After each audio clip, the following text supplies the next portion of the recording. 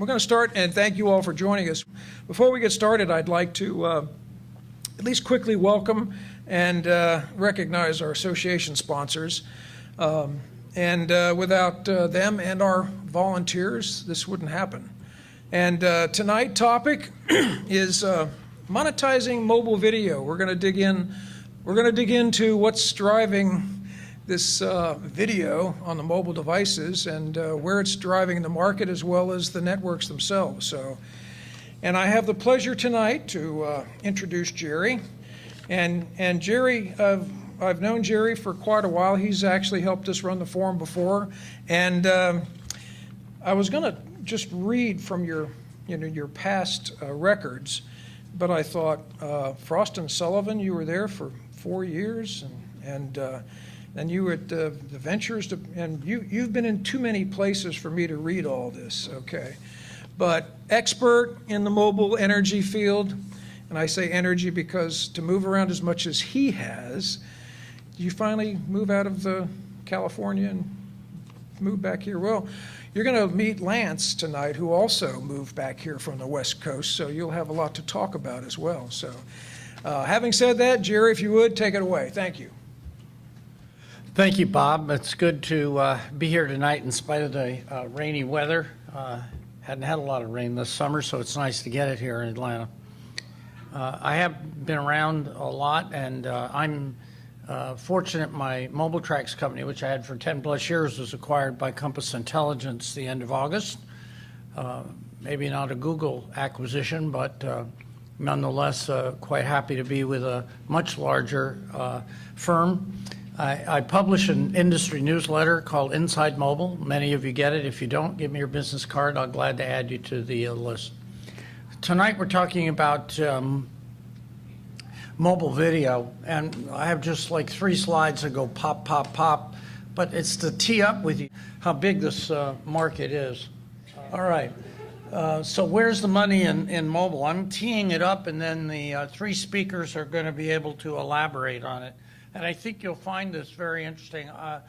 To me, when I think in terms of doing mobile video on a mobile, and having been in this industry for 10 plus years, you wouldn't even think it was possible 10 years ago. And here it's probably one of the fastest growing areas. Look at the difference here. This is just a simple plot of voice versus data traffic, up to 1.6 exabytes up there on the left. And notice in Q1 2010, we had a crossover occur on data.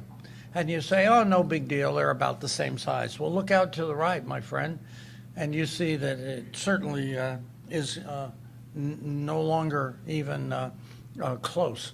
The video demand is going, and most of that data traffic is caused by video. So if you look now at the traffic going forward, that was to take us up till now. Going forward, you can see that breakdown between mobile data and voice is going up by a factor of 10 over the next 5 years. So networks have to get larger and innovation has to be there. The people that do innovative in video are the ones that are going to be able to monetize this better than any one and will reap the most benefit. So now let's take that, if you take that data stream and break it out, where's all that data usage come from? And you can see that it has a lot to do with messaging and web browsing, but there's one gigantic big area that's purple, and that's what's video. And you can see video is driving the data traffic.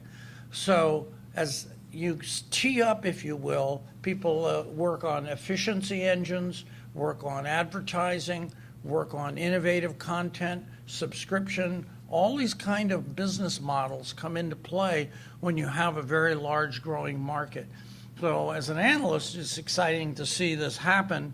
And we've got 3 really good speakers tonight. They're going to give us 3 aspects of looking at that video component and mobile and how the different business models are going to play out.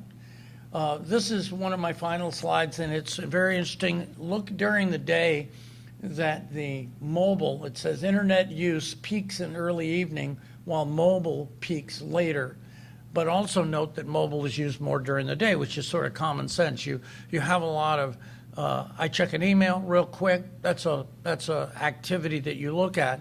But then you notice that the highest content is being delivered in the evening time when people have a chance to be able to reflect and spend more time. So the unit time is larger at the end than it is in the beginning, but the frequency is more during the day. Now, we're going to have 3 speakers this evening, and we'll have a little bit of Q&A so that we'll have some fun for both myself asking a few questions and for you in the audience.